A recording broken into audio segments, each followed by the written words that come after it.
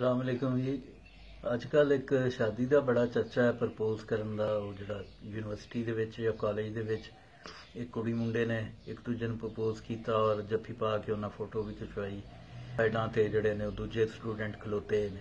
साडे लिबरल दोस्त इसदी बड़ी फेवर कर रहे हैं। फवाद चौधरी साहब ने भी फेवर की और उन्हां दा इसरार है कि इनू माइंड ना किया जाए पसंद की शादी। सवाल पसंद की शादी का तो है ही नहीं, सवाल तो मैच्योरिटी का है। उस मैच्योरिटी का जिहड़ी कि हुण वैस्ट भी डिमांड करन लग पिया है कि बच्चे जदों तक मैच्योर ना होण उन्हां दी शादियां ना कीतियां जाण, उन्हां ते जिम्मेदारियां ना पाईयां जाण, स्पैशली बेटियां वास्ते कि उन्हें मां बनना हुंदा ते मां वास्ते मैच्योरिटी लाजमी है। बाज़ मुल्कां 'च 18 साल की उम्र कर दी गई है, बाज़ विच शायद इस तो भी ज्यादा हद रख दी गई सिर्फ इसे वास्ते। तो ये पब्लिकली अपोज करना इनू या तो टिकटॉक कल्चर, टिकटॉक जनरेशन कहा जा सकता है, या कोई सस्ती 10 रुपए वाली जी बॉलीवुड मूवी है वो कहा जा सकता है। ये डिसेंट तरीके भी हो सकते हैं।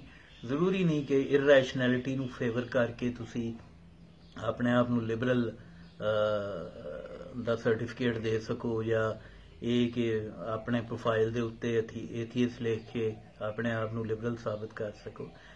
लिबरलिज्म और ये सारिया चीज़ां जिहड़ियां ने ये रैशनैलिटी नाल जुड़ियां ने, ते रैशनैलिटी तो आ रही कोई चीज़ नहीं। इस तरह तुसी सीन क्रिएट करदे हो, फिल्मी सीन, ਇਹਦਾ की जवाब है और ये की नताइज ने। जिन्होंने लोगों लव मैरिजेस कीतियां ने पहले तो उन्हों का सर्वे कंडक्ट कराओ कि उन्होंने ओपीनियन ये उत्ते की है। पासे बैठे तुसी लोग तो कह देंगे हो पता नहीं तुसी लव मैरिजेस कीतियां भी ने कि नहीं, तुसी इस मुशाहिदे तो गुजरे भी हो कि नहीं। मेरे मुशाहिदे च ऐसे बहुत सारे लोग ने, मेरी जाती भी लव मैरिज है और मैनू अपनी बीवी पसंद है, लेकिन मैं ऐसे मुशाहिदे मौजूद ने जिंदे विच टीन एज दे विच 14 साल की उम्र विच एक शादी की और फिर 28-29 साल की उम्र से दूजी शादी की। दोवें शादियां लव मैरिजेस सन और शदीद लव मैरिजेस सन। सो साबित की हुंदा है इस सारी चीज़ तो कि मैच्योरिटी लैक करती, वो मैच्योरिटी जिन्हों वैस्ट भी हुण डिमांड कर रहा है। सो जरूरी नहीं कि हर चीज़ नूं असी मजहब नाल जोड़ के या रुजत पसंदा नाल जोड़ के ही ओनू कबूल कर लीए या रद्द कर लीए, बल्कि सानू रैशनल हो के सोचने की जरूरत है। पाकिस्तान दे विच जिहड़ा लिबरलिज्म का फेलीयर है उसकी बुनियाद भी यही है कि इत्थे हमेशा रैशनैलिटी तो हट के एक धड़ा कुट्टन की कोशिश की गई।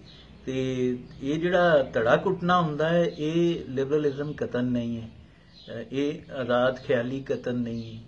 रीजनिंग चाहिए है, दलील चाहिए है, फिर ग्राउंड रियलिटीज़ चाहिए ने, तुहाडा मुआशरा की है, तुहाडा रीति रस्म रिवाज की है। ये प्रपोजल किसी कैफे च भी डिसेंट तरीके नाल हो सकता है। तो जरूरी नहीं कि वो इंज तुसी पब्लिकली सारा सीन क्रिएट करो और सारे मुआशरे नूं इस पासे लाने की कोशिश करो और फिर रद्दे अमल के तौर पर जिहड़ा इंतहा पसंद तबका है वो उठ के विचों कोई ना कोई या तो मशाल खान वांगू किसी को कतल कर देवे ते या कोई हमला कर देवे। सो सानू अपने मुआशरे दे विच रहिंदियां होइयां चीज़ां नूं देखना पेगा। ये फेलीयर मैं फिर कहना कि फेलीयर साडा जिहड़ा लिबरलिज्म दा रुजत पसंदां या इंतहा पसंदां दे अगेंस्ट होया है, पॉपूलर नैरेटिव कदी नहीं बन सकिया इत्थे लिबरल सैकुलर दा बयानिया। वो इसे वास्ते नहीं बन सकिया कि तुसी हमेशा ग्राउंड रियलिटीज़ तो कट्टे रहे, कदी तुसी जुबान तो कट के लोकां नूं एप्रीशिएट करते रहे और जुबान की गल ना कीती जिहड़ी कि बुनियाद सी तुहाडे एक्सप्रैशन दी, रियलिस्टिक एक्सप्रैशन दी और एक हकीकी मुआशरे दी। उस तुसी मसनूई मुआशरे दे विच मसनूई इनकलाबां दी जदोजहद करते रहे। हुण तुसी मुआशरे नूं रोशन ख्याल बनाउणा चाहते हो तो वह भी इंज दे फिल्मी सीनां नाल कि जिहड़े रियलिटी विच 99.9% मुआशरे विच तुहाडे च मौजूद नहीं है और कबूल नहीं है। ईवन जिहड़े इहदी वकालत कर रहे हैं शायद वो अपने बच्चों नूं भी इंज दी कोई लिबर्टी देने दे हक च नहीं आउणगे कि वो इंज फोटोआं खिचवांदे फिरन। लोड़ की है, जरूरत की है? ये कोई मतलब फिल्म चल रही, तुसी पसंद कीता है, पसंद की शादी करो, इहदे च कोई हर्ज नहीं है।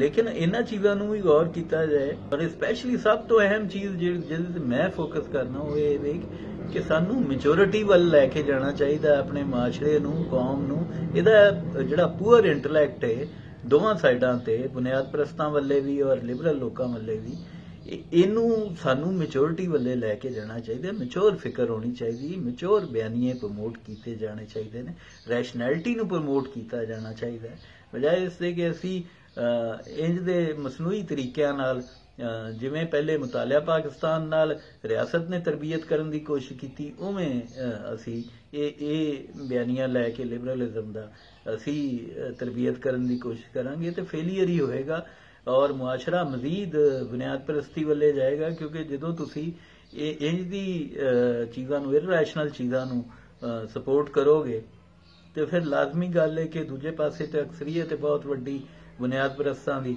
ते ओह तुहाडा फेलियर दा बायस बनेगा और उस सफ़र असीं सारे ही करांगे सो अपनियां सोचां विच मैच्योरिटी लियाओ और तहम्मल लियाओ बिल्कुल एप्रीशिएट करो इस चीज़ नूं कि पसंदियां शादियां होण वालदैन जबरदस्ती ना करन लेकिन ये फिल्मी सीन क्रिएट करने की लोड़ नहीं रब रखा।